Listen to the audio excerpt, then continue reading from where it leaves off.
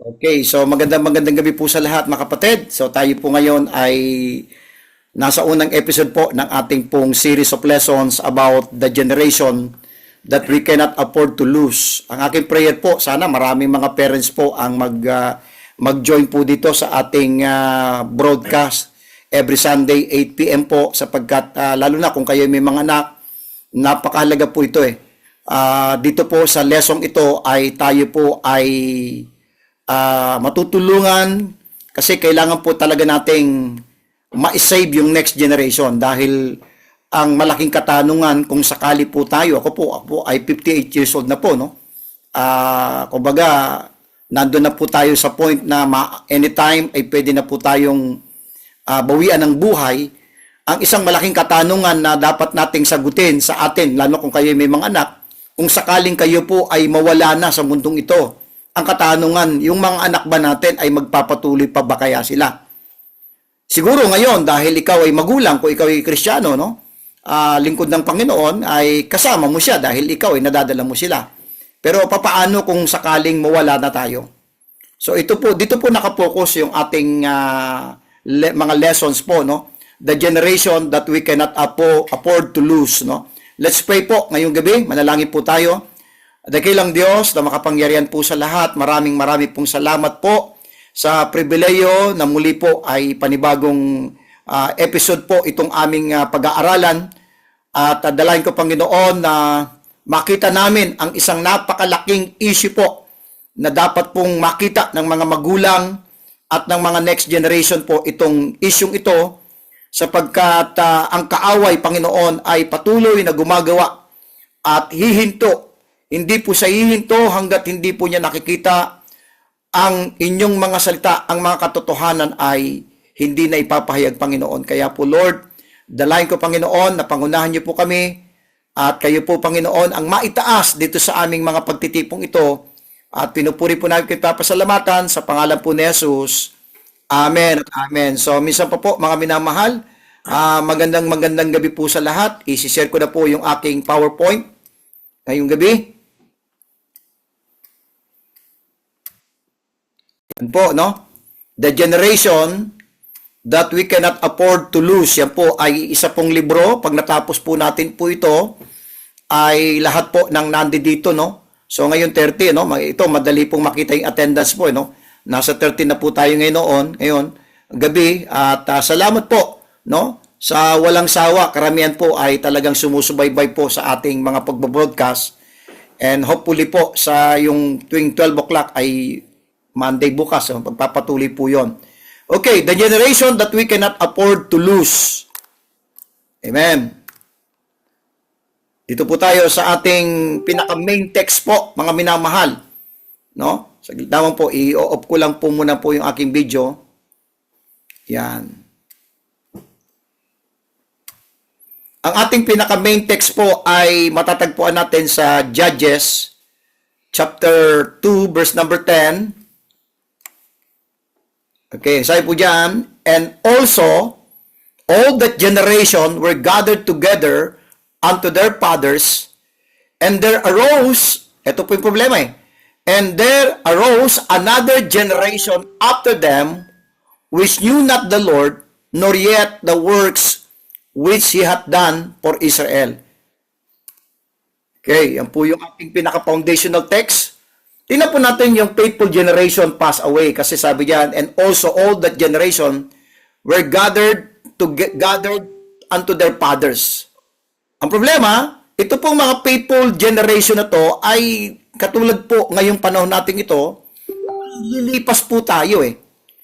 Ang sabi diyan, and also all that generation were gathered unto their fathers. They were a generation, ito pong nauna po, yung term po dito sa yung mga salita po sa verse 10, and also all that generation. Ito po yung generation na nakakita, nasaksihan nila yung gawa ng Diyos. They witness the Exodus. Ito po yung mga Israelita na witness po nila yung Exodus, na witness po nila yung crossing of the Jordan, na witness po nila yung the fall of Jericho, na witness po nila yung God's mighty acts under Joshua. And it is good thing na tayo po, na ito pong ating henerasyon ay nakikita natin yung gawa ng Diyos, yung miracle ng Diyos, yung kanyang ginagawa. Ito po yung generation na, of course, hindi naman po magtatagal ang isang generation. So, a faithful generation pass away. Dito po sa Joshua chapter 24, verse 31, makikita po natin, babasahin ko po, is Joshua chapter 24. Pwede niyo po kung samahan, nabuksan din sa Joshua chapter 24, verse 31 po ang ating mga Bible. Joshua chapter 24 po. Okay? Babasahin ko po sa Joshua chapter 24 and verse number 31. Say po sa verse 31. It says in verse 31, "And Israel served the Lord all the days of Joshua and all the days of the elders that overlived Joshua, and which have known all the works of the Lord that He had done for Israel." Ito po yung faithful generation na lumipas, na nangamatay na. Okay? They were a generation that had seen God's work. Number 2, even good generations do not last forever. Ito pong good generation na to na, ang sabi sa verse 32, verse 31, ito yung nag-serve, yung Israel na nag-serve sa Panginoon all the days of Joshua and all the days of the elders that overlived Joshua, and which had known all the works of the Lord that He had done for Israel. Makikita po natin, ito po yung mga spiritual giants eventually die. Sa ating panahon ngayon, yung generation po natin po, yung tayo po na mga adults po, no, I've seen a lot of churches, mga faithful Christians, believers, but eventually, darating po yung panahon na tayo po ay mamamatay. Leadership transitions are unavoidable. Hindi po talaga natin pwedeng maiwasan na yung maipapasa natin yung next generation, yung pamumuno. Faith cannot be inherited biologically. Yung pananampalataya natin, hindi naman natin pwedeng ipamana to eh. Okay? Hindi naman ito katulad ng sa dugo, no? Yung pananampalataya. Okay? Ano po yung truth dito po? A godly past does not guarantee a godly future. Yan po yung tinuturo po dyan sa Judges chapter 2, verse number 10. A godly past does not guarantee a godly future. Hindi nangangahulugan na tayo po sa ating henerasyon ngayon ay maayos po yung ating mga churches. Hindi po nagbibigay ng garansya na yung mga susunod na generation ay magiging katulad din po natin. Yun po yung issue po dito eh. Amen? Ito po, a forgotten God in the next generation. Dito po, yung generation po na to, balikin ko po, faithful generation po eh. They were a generation that had seen God's work. Merong generation na nakita nila yung ginawa ng Panginoon. At itong mga to, ito yung naglingkod, sabi sa Joshua 24:31. But the problem is, ito po yung problema, a forgotten God in the next generation. Dahil sabi doon sa Judges chapter 2, verse number 10, "And there arose another generation after them." Sino yung them na yun? Yung generation na naging faithful sa Panginoon. Yung generation na nakita nila yung gawa ng Panginoon. Yung generation na talagang naglingkod ng tapat sa Panginoon. Pero pagkatapos po nila, merong pumalit na generation. At ang nakakalungkot, ang sabi diyan, which knew not the Lord. Okay? Knew not the Lord does not mean ignorance of facts. Okay? They knew His name. They knew the history. Alam nitong generation na to, hindi ibig sabihin which knew not the Lord ay hindi nila alam yung mga katotohanan. Hindi nila alam yung history. But they that know Him personally. Kaya lang itong generation to hindi nagkaroon talaga ng tunay na relasyon sa ating Panginoong Diyos. Okay? John chapter 17 verse 3, knowing God is relational, not informational. Ang pagkakakilala sa Panginoon, hindi po ito sa magitan ng information eh. Okay? Kundi ito po ay relational. Magkaroon talaga ang bawat tao ng relasyon sa ating Panginoon. Let's turn to John chapter 17, verse number 3. John chapter 17 and verse number 3. Ang sabi po sa John chapter 17 and verse number 3, it says in verse number 3, "And this is life eternal, that they might know thee, the only true God, and Jesus Christ, whom thou hast sent. Kailangan talaga magkaroon ka ng relasyon, ng ugnayan, ng koneksyon. Okay? Ang problema, they lack a personal encounter with God. Itong another generation na pagkatapos ng faithful generation nang namatay na sila, lumitaw po itong mga to. They lack personal encounter with God. No altar, no covenant commitment, no fear of the Lord. Ito po yung danger po dito sa generation na lumitaw. Dito sa Judges chapter 2 verse number 10. When God is not personally known, He will soon be practically ignored. Totoo po yan, mga minamahal. Kapag hindi po yung susunod na generation, hindi po nila nakilala ang Panginoon, hindi po sila nagkaroon ng tamang kaligtasan, tamang salvation, at tamang kaalaman sa gospel, he will soon be practically ignored, mga minamahal. Ang sabi sa Psalm chapter 78, verse number 4, ang gandang verse po ito We will not hide them from their children. Hindi po natin dapat itago ito sa ating mga anak. Ano po ito? Showing to the generation to come the praises of the Lord and His strength and His wonderful works that He hath done. The world today labels generations in many ways. Ano po yung naririnig natin na makakatawagan sa bawat generation? Noong 1946 to 1964, ang tawag po nila dyan ay baby boomers. Ang tawag po dyan sa generation na yan. 1946 to 1964, baby boomers. Noong 1965 to 1980, ang terminology po ng mundo sa generation na yan ay Generation X. Yung 1981 to 1996, ang tawag po nila dyan ay millennials or Generation Y. Okay? And then, 1997 to 2012, Generation Z. Okay? And then, 2013 up to present ay Generation Alpha. Pero ito po ang problema But while the world is busy naming generations, God is asking a more important question. What is the spiritual condition of this generation? Hindi mahalaga kung anong tawag, kung ano bang klaseng generation meron tayo ngayon, kundi ang malaking katanungan, what is the spiritual condition of this generation? We will not hide them. Once again, basahin ko po ulit yung Psalm 78 dahil diyan ko po kinuha yung the generation that we cannot afford to lose. Ang sabi sa Psalm 78 verse 4, we will not hide them from their children, showing to the generation to come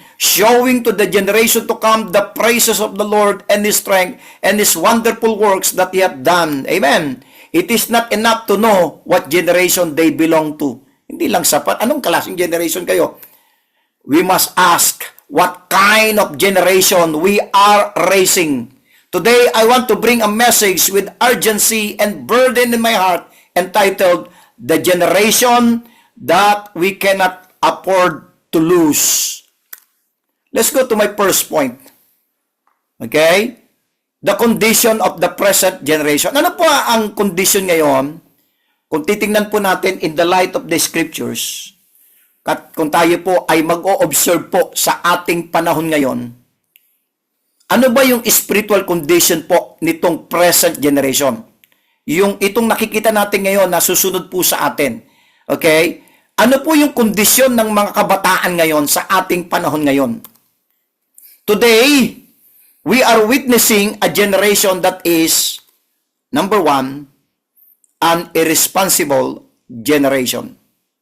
Yan po yung unang-unang nakikita ko po na generation po sa ating panahon ngayon na yan po yung papalit sa atin A generation that is an irresponsible generation. Titus chapter 2. Tingnan po natin sa Titus chapter 2. Alam niyo po ba yung generation ng mga kabataan ngayon? Mga irresponsable po sila. Mabasa muna po tayo ng talata bago po ako magbibigay ng mga pananalita patungkol dito sa atin. Number 1, na kondisyon nitong present generation. Titus chapter 2, verse 4 to 8. Alam niyo yung mga kabataan ngayon? napaka-irresponsable po. Titus chapter 2, verse 4 to 8, that they may teach the young women to be sober, to love their husbands, to love their children, to be discreet, chaste, keepers at home, good, obedient to their own husbands, that the word of God be not blasphemed. Young men likewise exhort to be sober-minded in all things, showing thyself a pattern of good works, in doctrine showing uncorruptness, gravity, sincerity, sound speech that cannot be condemned, that he that is of the contrary part may be ashamed, having no evil thing to say of you. Alam po ninyo, yung present generation na nakikita ko po, at maaaring yung mga magulang po na narito ay makaka-relate po kayo. Una, kakausapin ko po muna po yung mga adults po. Yung mga edad po ay nasa 50 pataas. Yan, okay? Noong panahon po natin, ang mga kabataan noon marunong maghugas ng pinggan, marunong magsaing, marunong maglinis ng bahay. Actually, yung ibang mga kabataan noon, yung mga, siguro ibang mga kananayan ngayon dito, makaka-relate sa sabihin ko nung bata pa kayo, marunong kayong maglaba, marunong kayong magluto, marunong kayong lalo na po, nung naalala ko po, nung ako'y elementary po doon sa Pampanga, dahil malayo po yung iniigiban ng tubig, ang layo po Okay? Yung mga kabataan noon, talagang nag-iigib ng tubig. Yung mga kabataan po noon ay paggising sa umaga, ang unang-unang ginagawa bago pumasok sa eskwela, naglilinis muna, nililigpit yung pinaghigaan. Yan po yung kabataan noon. Pero yung kabataan ngayon, ang layo na po. Okay? Anong kabataan, anong generation ang meron ngayon?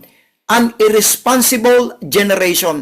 Hindi marunong hindi marunong gumawa sa gawaing bahay, hindi mautusan maghugas ng pinggan, hindi mautusan maglinis, etc., etc. Yan po yung present condition ng generation ngayon. Ang sabi sa Proverbs chapter 22 verse number 6, train up a child in the way he should go. Mga magulang, mga kapatid, ito na po yung kulang na po sa generation na ating pong kinakaharap. Hindi na po sila natuturuan. Okay? Mas maraming ang mga kabataan ngayon, natatandaan ko po noon, balik na naman ako sa mga 70s, mga 60s, 70s, and 80s. Mga panahon na yon, ang mga kabataan noon, pag dilim na ng panahon ng gabi, mga 6, uuwi na sa bahay. Lahat nasa bahay na. Pero ngayon, makikita mo yung kabataan ngayon, uuwi alas 11, alas 12, minsan madaling araw. Today, we are witnessing a generation that is, number one, an irresponsible generation. Ito po yung generation na susunod po sa atin. Hindi marunong sa gawain bahay, hindi marunong sa mga responsibilidad, hindi marunong sa anumang mga gawain. Ang problema po, hindi po natin, bagamat kabisado natin yung Proverbs 22 verse 6, pero hindi na po ito nangyayari. Itong train up a child in the way he should go. Irresponsibility is not born. It is developed when guidance is absent. Yung pagiging irresponsableng bata, hindi po yan dahil ipinanganak sang ganon. Hindi po. Ito po ay nade-develop yung pagiging irresponsableng anak when guidance is absent. Kapag pinabayaan natin yung mga kabataan na lang na nandoon sa labas, nandun sa barkada, nandun sa mga computer games at wala na po silang ginagawa sa bahay. Where there is no training, ito pong masakit, there will be no direction. There will be no direction. Number 2, ano yung kondisyon ng present generation ngayon? Today, we are witnessing a generation that is, number 1, an irresponsible generation. Number 2, a rebellious generation. Nako po, ito po. Totoo po ito. A rebellious generation, mga minamahal.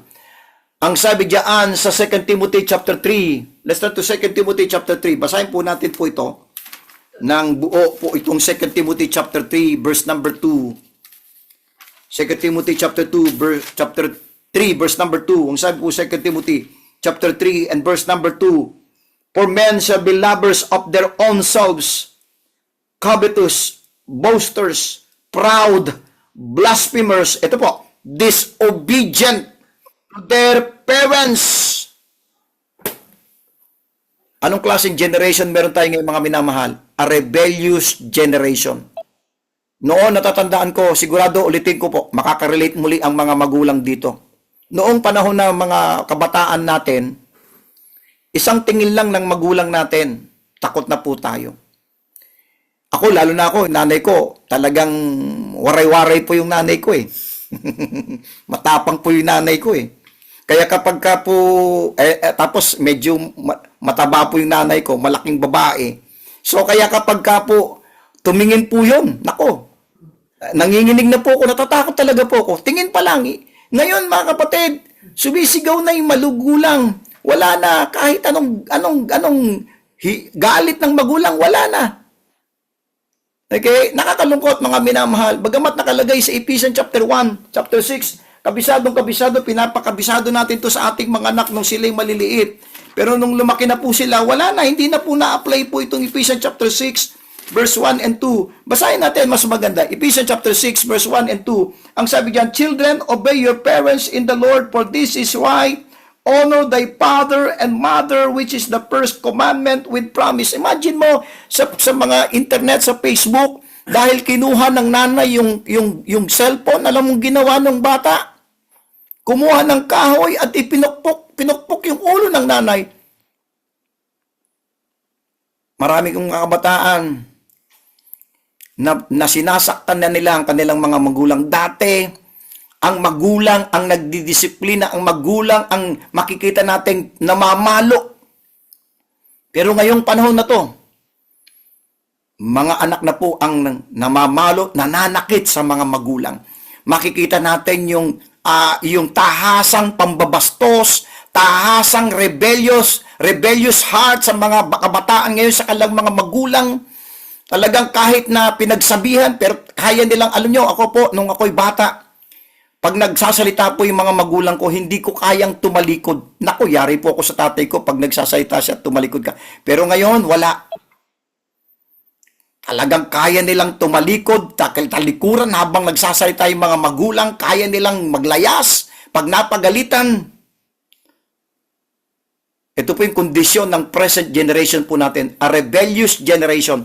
Let's turn to Isaiah chapter 3. Buksan po natin po ito. Magandang, may makikita po tayong matinding verse po ito eh. Isaiah chapter 3 and verse number 12. Tingnan po nyo. Isaiah chapter 3 and verse number 12. Buksan po natin ang mga Bible natin sa Isaiah chapter 3 and verse number 12. Sabi po sa Isaiah chapter 3 verse number 12, as for my people, tingnan po niyo verse na to. As for my people, children are their oppressors, and women rule over them. O my people, they which lead thee, cause thee to err, and destroy the way of thy paths. Why? Kasi yung mga kababayan, hindi dapat silang namumuno sa tahanan, sa mga, mga government. Pero ngayon, napapabayaan na dahil yung mga kalalakihan, wala nang ginagawa. At ang masakit dyan, children are their oppressors. Ibig sabihin, sila yung nang-aapi. Sila yung nagro-rule ng merong kabangisan. Ito po yung rebellious ngayon na nakikita natin na generation. Rebellion is not just against parents. It is rebellion against God-ordained authority, mga minamahal. Yan po yung problema po sa ating kapanahunan ngayon. Ano pa po yung condition? Balikan natin. Number 1, an irresponsible generation. Number 2, a rebellious generation. Number 3, an unthankful generation. Ang sabi po doon sa 2 Timothy chapter 3, verse number 2, isa sa mga katangian ng binabanggit po ng Bible, ng prophecy po ni Paul sa 2 Timothy chapter 3, verse number 2, unthankful. Tayo po ngayon ay nabubuhay sa panahon ng mga susunod na generation na hindi marunong mag-appreciate. Hindi marunong walang gratitude sa kanilang mga magulang. Okay, ginawa ng lahat. Sila pang galit. Yan po yung generation ngayon, mga minamahal. Unthankful, hindi marunong magpasalamat, hindi marunong, walang gratitude sa kanilang mga magulang, kumbaga sa salitang Tagalog, walang utang na loob sa kabutihan, sa pagpapalaki, sa kanilang pagmamahal ng mga magulang, pero nakakalungkot, ang ipinapalit ng mga kabataan ngayon, sakit ng ulo. Many receive blessings, but fail to give thanks. They enjoy the gifts but ignore the giver. Alam nyo, every time kapag ka po, nung malilit po yung mga anak ko, at nagdadrive po ko ng sasakyan, nakasakay po yung mga anak ko, ng mga bata pa sila. Natatandaan ko po diyan, pag nadadaan po ako diyan sa may Tandansora, meron pong overpass po diyan sa Tandansora. Dati, ewan ko lang ngayon, no? Dati po ay meron po diyang mga naninirahan sa ilalim ng tulay po dyan. And then, pagdadaan po ka dyan, hihinto ako ng konti at pasisilipin ko yung mga anak ko, sabi ko, sumilip kayo dito sa may bandang kaliwa. Tingnan nyo ako yung tatay, gusgusin, yung nanay, at sila'y nakahiga lang sa semento. Sabi ko sa mga anak ko, paano kung sa tuturo ko yung tatay, paano kung yan ang naging tatay ninyo? Paano kung yan ang inyong naging magulang? Anong buhay meron kayo? And every time na merong mga blessing na ibinibigay namin sa kanila, tinuruan ko silang maging mapagpasalamat. Sapagkat ang mga kabataan ngayon, unthankful generation, hindi marunong magpasalamat sa biyaya na ibinigay sa kanila ng kanilang magulang. Parang kulang pa, parang dissatisfied pa sila, mga minamahal. Number 4, unholy generation. Unholy generation. Ang sabi sa 2 Timothy, basahin na po natin verse number 2 once again. 2 Timothy chapter 3, verse number 2. Ang sabi sa 2 Timothy chapter 3 and verse number 2. It says in 2 Timothy chapter 3, verse number 2, for men shall be lovers of their own selves, covetous, boasters, proud, blasphemers, disobedient to parents, unthankful, unholy. Sin has become normal. Alam niyo ba, mga kapatid, mga tatay, makinig po kayo, mga magulang. Napaka mapanganib po yung panahon po nila kaysa sa panahon natin. Kasi nung panahon natin, makakakita ka lang ng isang babaeng nakapanty at nakabra kapag pupunta yung mga tatay noon sa club. Doon lang makikita yun. Sa loob, sa private pa. Pero ngayon, it's just a tip of their finger sa kanilang cellphone, sa kanilang computer. Pwede na silang makakita ng ganun. At no wonder, napaka-unholy ng generation ngayon sapagkat yung mga porn, yung mga malalaswang mga salita, mga malaswang panoorin, yung mga malalaswang mga kasuotan ay lantaran na nilang nakikita sa ating panahon ngayon. At yung adultery and fornication parang nagiging normal na lang ngayon, mga minamahal. That's why ito po yung condition ng present generation. Holiness is considered outdated. Ano pa po? The condition of the present generation. Number 5, a spiritually weak generation. Alam niyo ba kung anong generation nire-raise ng mga school ngayon? Mga weak generation. Bakit po? Bakit ko nasabi na weak generation?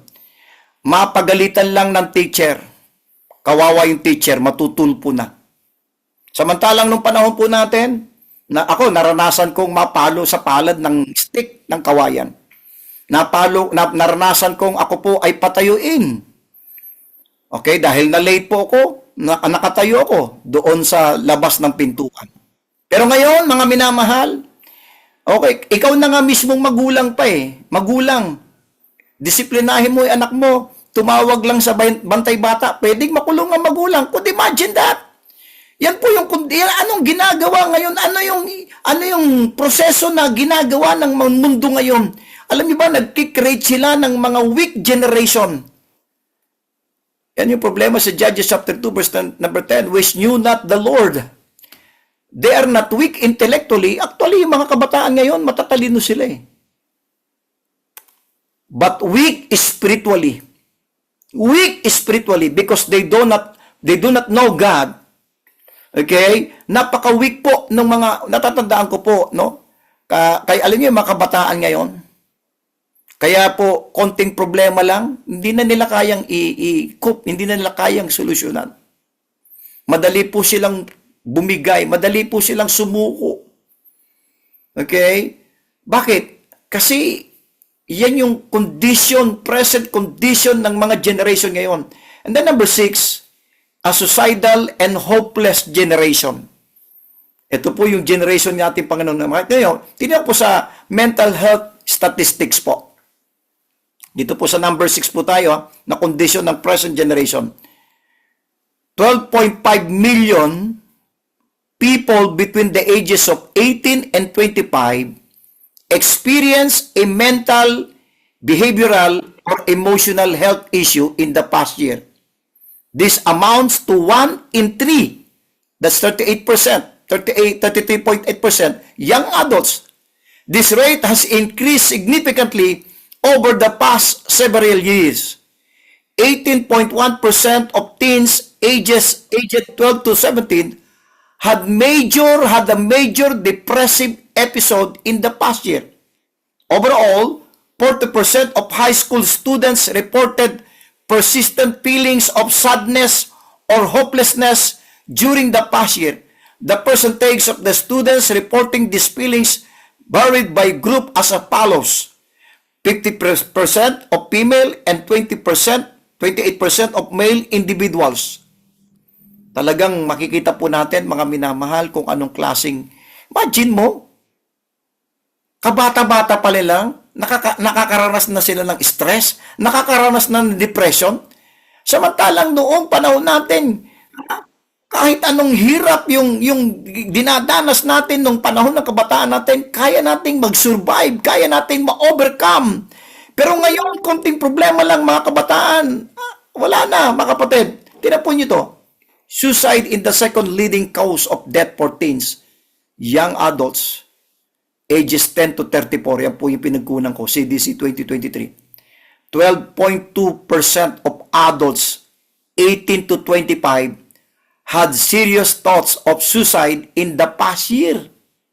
Overall, 20.4% of high school students reported having seriously considered suicide in the past year. The percentage of students reporting having seriously considering suicide varied by groups as follows: 27.1% sa mga kababaihan at 14.1% sa male individuals. Bakit po mga minamahal? Kasi yung number 5 ang naging dahilan eh. Nagre-raise tayo ng mga spiritually weak generation.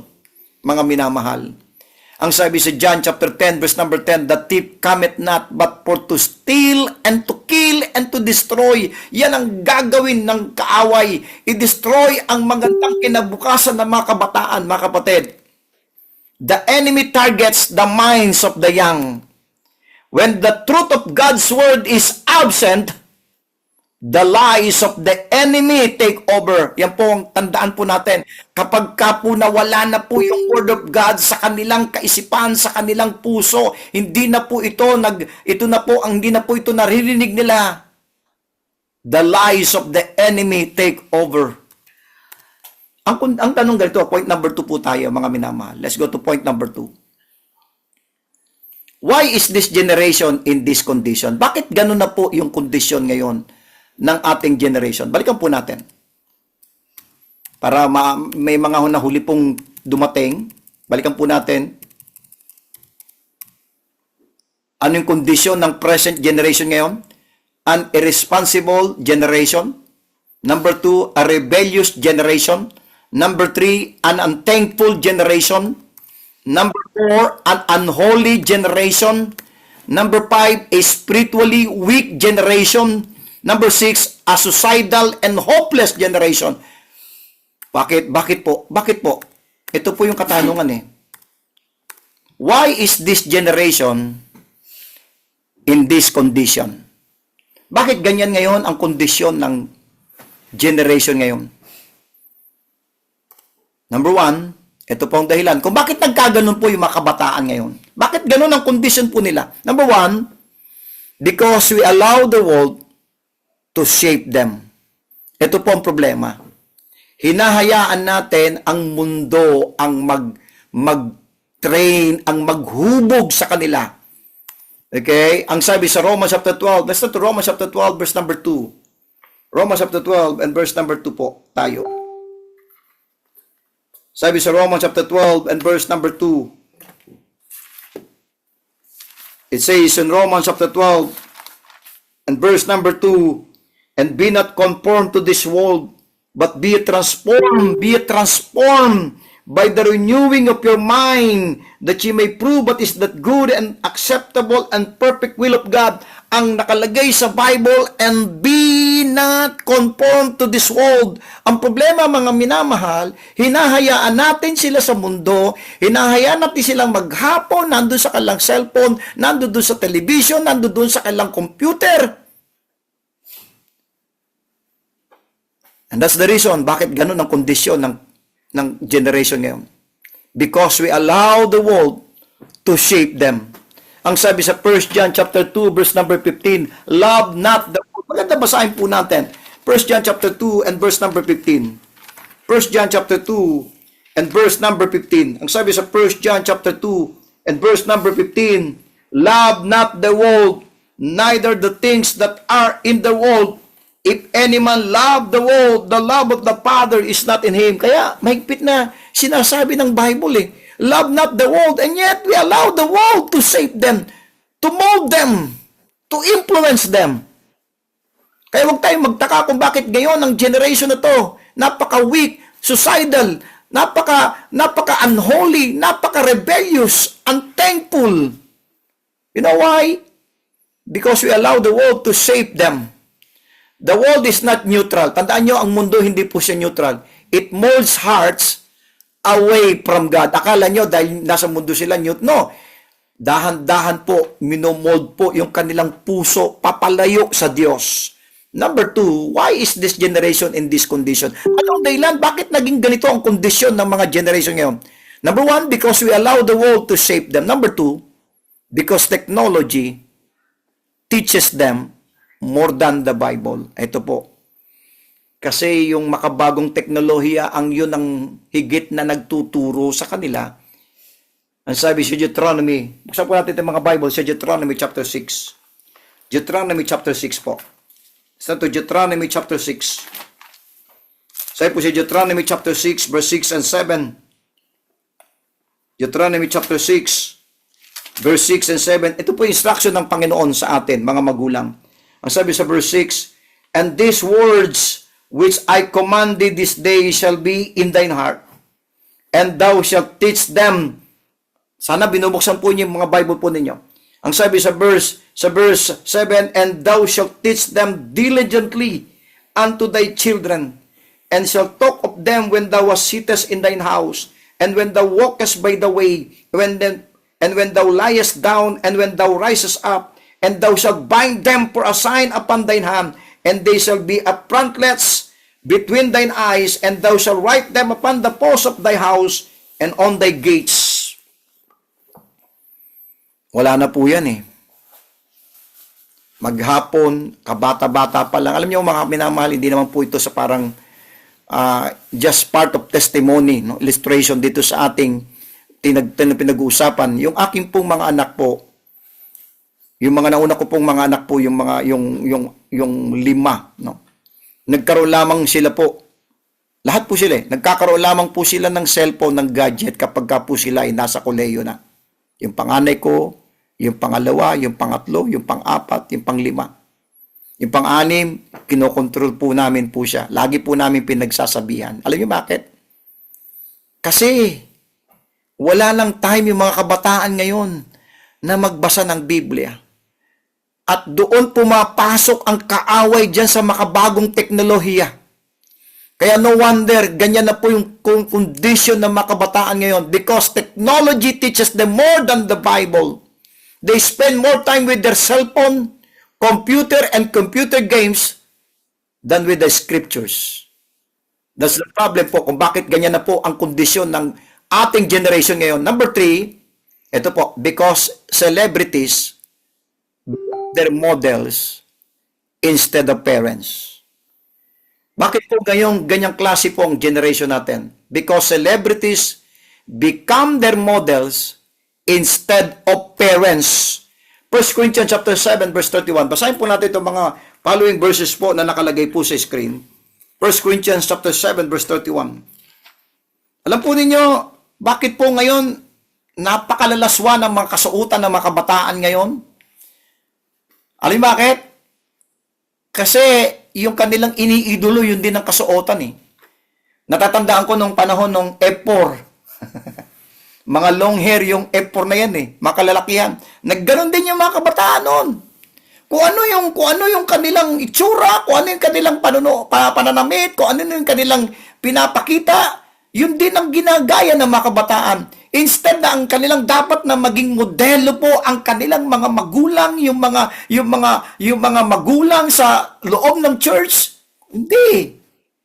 Mga celebrities, mga artista, mga sikat na mga artista sa television. 1 Corinthians chapter 7 verse 31. 1 Corinthians chapter 7. Let's start to 1 Corinthians chapter 7 po ang ating mga Bible. 1 Corinthians chapter 7 verse number 31. Ang sabi po sa chapter 7 and verse number 31. Says in verse 31, and they that use this world as not abusing it, for the passion of this world passeth away. Ang problema, pabago-bago yung passion ng mundo. Kaya kung ano yung passion ngayon, yun na. Lahat eh. Sa pananamit, sa gamit, sa gadget, kung ano na po eh. Joshua chapter 24. Let's start to Joshua chapter 24 po ang ating mga Bible. Joshua chapter 24. Let's start to Joshua chapter 24. Sabi po sa verse number 15. Verse number 15. And if it seem evil unto you to serve the Lord, choose you this day whom you will serve, whether the gods which your fathers served that were on the other side of the flood, or the gods of the Amorites in whose land ye dwell. But as for me and my house, we will serve the Lord. Binihira na lang po ang mga magulang na ganyan po ang prinsipyo. But as for me and my house, we will serve the Lord. Hinahayaan natin ang ating mga anak. Alam nyo mga magulang, yan po yung susunod na generation pagkatapos po natin. Mga generation na ang kanilang modelo, ang kanilang iniidolo, ang kanilang pattern ng mga wicked na mga celebrities. Yes, magaganda yung mga artista. Pero bulok ang kanilang mga buhay. Mga adultery, palit-palit ng asawa, hiwalay dito, annulment dito, yung kanilang mga kasuotan, malalaswa. Yan po yung palagi po nilang napapanood at nakikita. At yan po ang nagmomold, yan po ang nagiging modelo ng kanilang buhay. Psalm chapter 78. Psalm chapter 78. Let's go to Psalm chapter 78 po ang ating mga Bible. Sabi po sa Psalm chapter 78, it says in Psalm chapter 78, in verse number 7, Psalm 78, verse number 7, that they might set their hope in God and not forget the words of God, but keep His commandments. Alam niyo mga kapatid, ang sabi sa verse 5 po, binasa ko po yung verse 7, verse 5 muna. For He established a testimony in Jacob. I want that words na mag-sink in po sa atin mga magulang. Sabi niya, for He established a testimony in Jacob and appointed a law in Israel, which He commanded our fathers, that they should make them known to their children, that the generation to come might know them, even the children which should be born, who should arise and declare them to their children. Pa problema, dahil tayo po ay busy sa ating mga trabaho, wala na tayong panahon sa ating mga anak, hinahayaan natin sa ating mga yaya, hinahayaan natin ang mundo, ang barkada, ang mga bagong teknolohiya. Huwag po tayong magtaka kung bakit ngayon ganyan ang kondisyon ng generation ngayon. Because celebrities become their model instead of parents. Proverbs chapter 20. Listen to Proverbs chapter 20 and verse number 7. Proverbs chapter 20 verse number 7. The just man walketh in his integrity. His children are blessed after him. Why? Dahil may mga magulang na dumalakad ayon sa kalooban ng Panginoon. Amen. Ang sabi ni Pablo sa 1 Corinthians 11:1, be ye followers of me, even as I also am of Christ. Ang dapat nating maging followers, ang maging example natin si Apostol Pablo. And yet, nakakalungkot, iba yung iniidolo, iba yung hinahangaan, iba yung nagiging pattern ng mga kabataan ngayon, mga sikat na mga artista. If parents do not model godliness, someone else will model something else. Yes. Number 4, why is this generation in this condition? Number 4, because peers dictate their decision instead of God's word. Ito po ang nakakalungkot. Mas mahaba po yung oras ng mga anak po natin sa kanilang mga kaibigan, barkada. At yun yung nagdidikta at nag-i-influence sa kanila. Bakit po sila nagkakaganyan ngayon?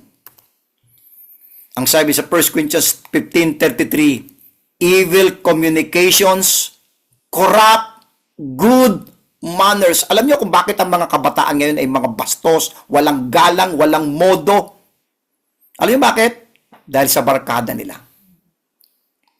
Nawawala na po yung respeto ng mga kabataan sa mga matatanda. Wala na po. Alam po ninyo yan. Lantaran po ninyong nakikita po yan sa mga kabataan ngayon. And the problem is, wala tayong ginagawa. That's the problem. Why is this generation in this condition? Because peers dictate their decisions instead of God's word. Another verse po. Proverbs chapter 13 verse 20. Let's turn to Proverbs chapter 13 po ang ating mga Bible. Proverbs chapter 13. It says in Proverbs chapter 13 verse number 20. Sabi sa Proverbs chapter 13 and verse number 20. He that walketh with wise men shall be wise, but a companion of fools shall be destroyed. Naalala ko po noong meron po akong pinsan buo po eh. Nasa high school po ako noon nung dinalaw po namin ng father ko sa hospital po yung pinsan ko yun. Siguro mga nasa edad po ako noon, siguro mga nasa 13 ako noon. Parang nasa second year, high school ako noon. Dinalaw sabi ng papa ko, father ko, puntaan niyo, pinakita niya sa akin yung pinsan ko, payat na payat, nasa hospital. Balat buto. Alam niyo bakit? Because naging drug addict po siya. Pero gumaling siya, lumakas, at nakarecover. Pero dahil sa maling mga barkada, muling umulit siya. At sa pangalawang pagkakataon, dumalaw kami ng papa ko, doon na sa kanyang ataol. Nakaburol na po siya. Ano bakit? Dahil sa maling barkada. Tandaan po ninyo ito mga kapatid. Mapapahamak po ang mga anak natin itong generation na to. Kapag ka ang nagdidikta, nag-i-influence sa kanila ay mga kabataan din nila. Nakakatakot po yung generation na susunod po. Pagka ganun po. Proverbs chapter 4. Listen to Proverbs chapter 4. Proverbs chapter 4 verse 14 and 15.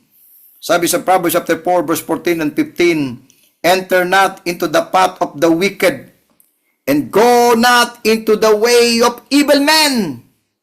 Verse 15, avoid it, pass not by it, turn from it, and pass away. Yan po ang utos ng Diyos. Mga kabataan, kung nakikinig ka ngayon, kung nandito ka ngayon sa Zoom meeting na to, sabi ng Bible, babasahin ko ulit, enter not into the path of the wicked, and go not in the way of evil men. Avoid mo siya, pass not by it, turn from it, and pass away. Amen. Bakit po ganun ang kondisyon ngayon? Number 4, because of because peers dictate their decisions instead of God's word. Exodus chapter 23, verse number 2. Exodus chapter 23 po. Sabi po sa Exodus chapter 23 and verse number 4, verse number 2, though thou shalt not follow a multitude to do evil. Kahit marami pa sila, hindi yan ang basihan ng katotohanan. Marami na kami. No. Okay? Neither shalt thou speak in a cause to decline after many to wrest judgment. Yes, mga minamahal. Wrong influence always leads to wrong direction. Now, ito po yung katanungan eh. Why we cannot afford to lose this generation? Why we cannot afford to lose this generation?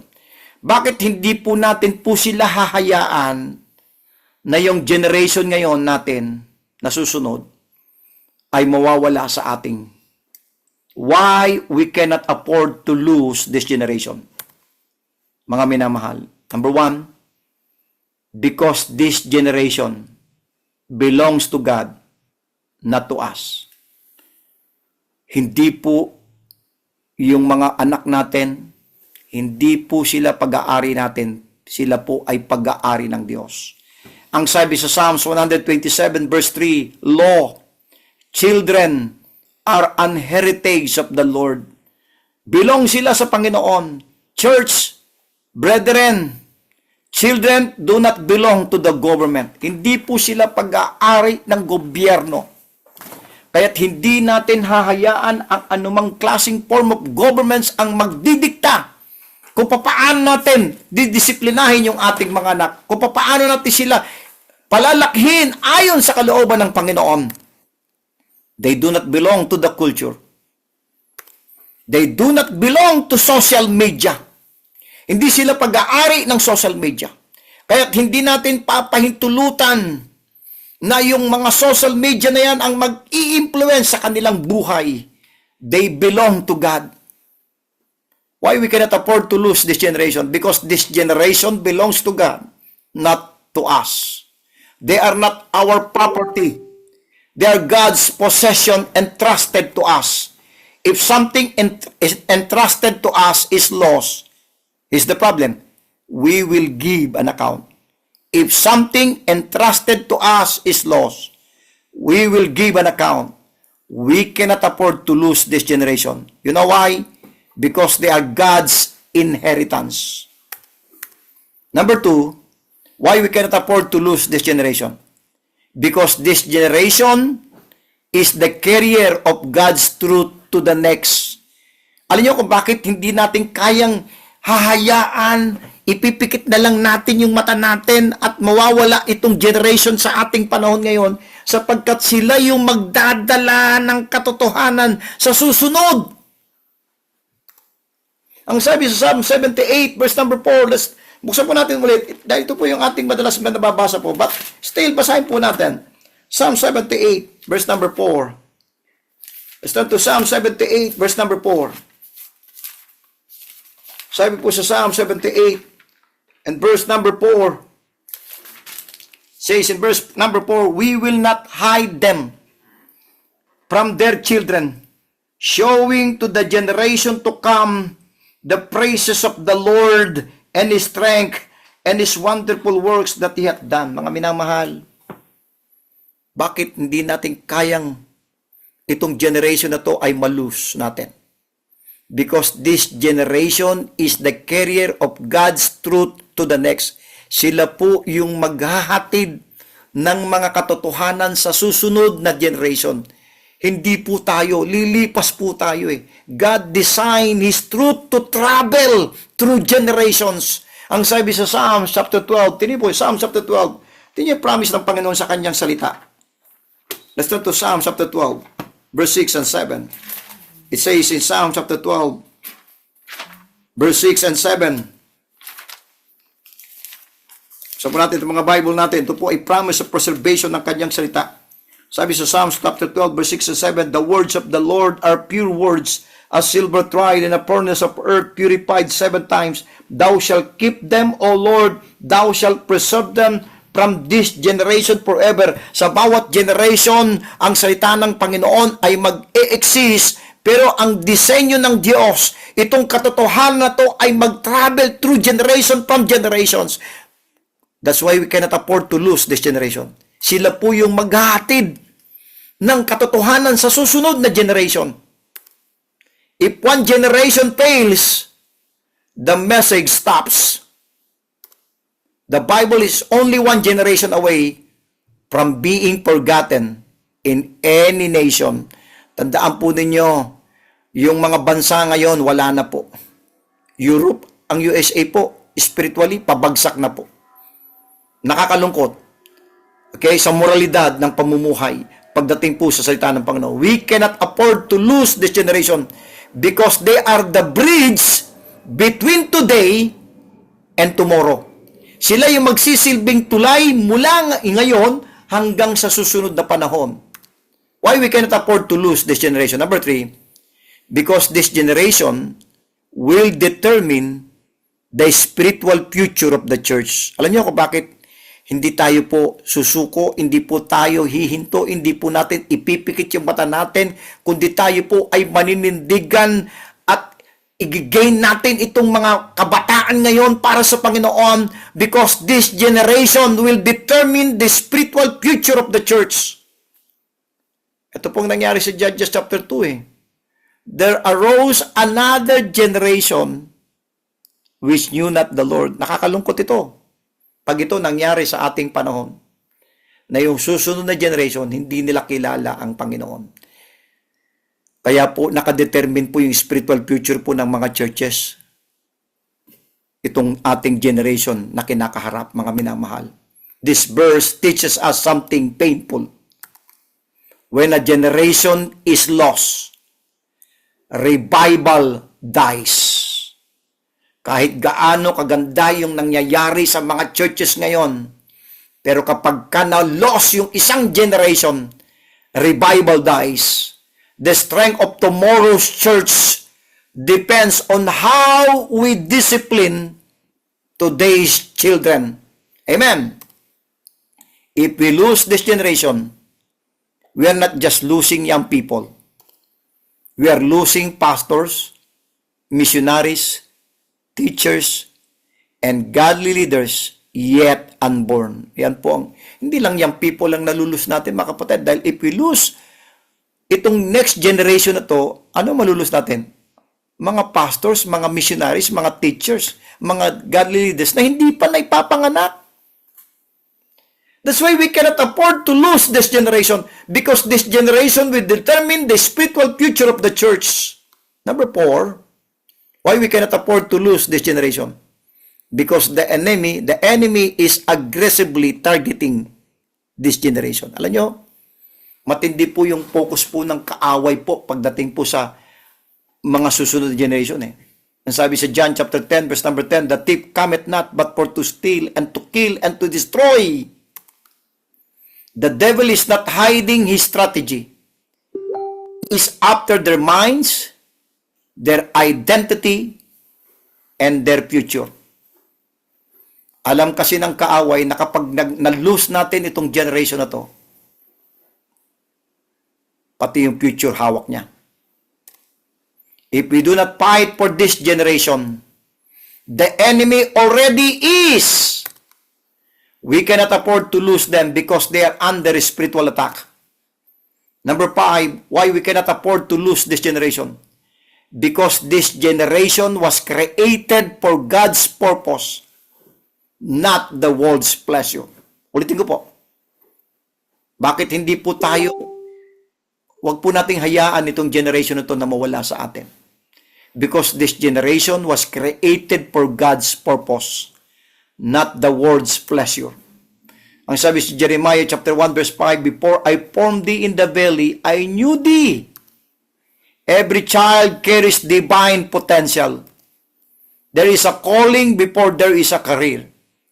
If we lose this generation, we lose destinies, we lose callings, and we lose assignments prepared by God. Ganun po katindi po yung sitwasyon ng generation natin ngayon, mga minamahal. Number 6, why we cannot afford to lose this generation?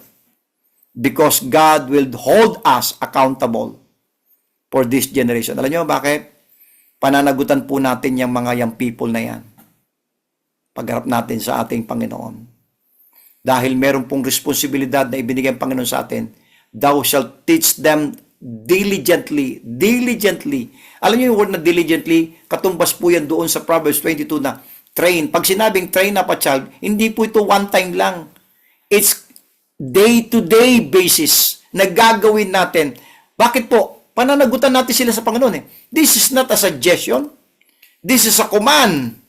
Parents, pastors, and churches will answer to God, not the world. We cannot afford to lose this generation because we are accountable to God. Number 7, because God promised that one generation should praise Him to another. Ang ganda nito eh. Sabi sa Psalms 145, start to Psalms 145. Maganda basahin po natin ang buo po ito. Psalms 145.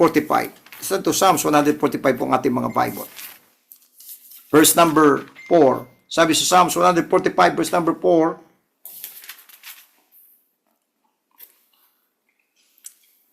sabi po sa verse number 4, one generation shall praise thy works to another, and shall declare thy the mighty act. Sabi, one generation shall praise thy works to another generation.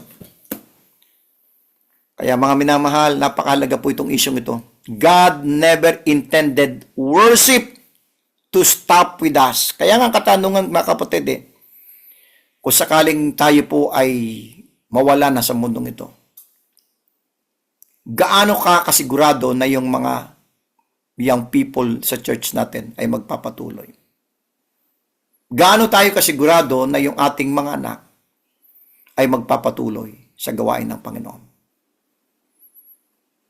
Why we cannot afford to lose this generation? Because God promised that one generation should praise Him to another. If praise dies with our generation, then we failed. We cannot afford to lose this generation because they are the next worshipers. Amen and amen. In conclusion po, dito po sa ating introduction pa lang po ito, no? Why we cannot afford. Wala pa po tayo sa chapter 1. Sa next Sunday po ito. Okay? Let's go to the conclusion po nitong ating why we cannot afford to lose this generation. This generation does not need better entertainment. Hindi po yun. Paganda ng paganda yung entertainment ng mundo. Pero hindi po yun ang kailangan nila. They need intentional discipleship. Kailangan talaga silang i-disciple, kailangan talaga silang turuan, kailangan talaga silang i-train. They do not need more screens. They need scripture. They do not need celebrities. They need godly examples. If we lose this generation, we lose the future of the church, the testimony of God's word, and the continuity of revival. Mga kapatid, let us rise and say with conviction, this is the generation we cannot afford to lose. Let's pray. Dakilang Diyos, salamat po sa gabing ito. Dalain ko, dakilang Diyos, na naging pagpapala po itong unang episode po ng aming pagtatalakay, why this generation, why this generation, we cannot afford to lose, Lord. I pray, Lord, na sana po mangusap kayo sa mga magulang, mga pastors, mga leaders, mga young people. Dahil hindi na po paganda ng pagandang panahon. Kailangan naming manindigan, kailangan naming tumayo sa katotohanan. At kailangan naming ituro ang inyong salita sa mga generation na susunod, Panginoon. Purihin ka sa gabing ito. Salamat po sa bawat isa. Sa pangalan po ni Jesus. Amen at amen. So, maraming salamat po mga kapatid. At Purihin natin ang Panginoon. So tayo po ay nasa 42 lahat. So salamat po, no? Mga minamahal. At amen. Siguro maganda i-screenshot ko po, no? Okay? Pero 100 po tayo plus po ngayon eh. Dito po na pumasok po eh. Oh. Maraming hindi no? Akala ko dahil todo ano po ito eh. Amen. Pero salamat po sa mga naglaan ng oras dahil ito po. Bakit Sunday? Ito lang po kasi po yung ating available. Tayo po ay abala po sa araw-araw mula Lunes po hanggang Sabado po, mga kapatid. Ay ito lang po talagang time ko po dito po sa Thailand. At kaya po dahil may mga services po tayo ng umaga at hapon, iba I understand, may gabi pa po eh. Wala pa po tayo, nasa introduction pa lang po tayo, no? Medyo alam ko, mainit na yung bakbakan eh. Lalo na po, sa bawat chapters po, makikita po natin. Alam nyo, nung ginagawa ko po to, honestly, to be honest, no? Andali, hindi ko pa pala po.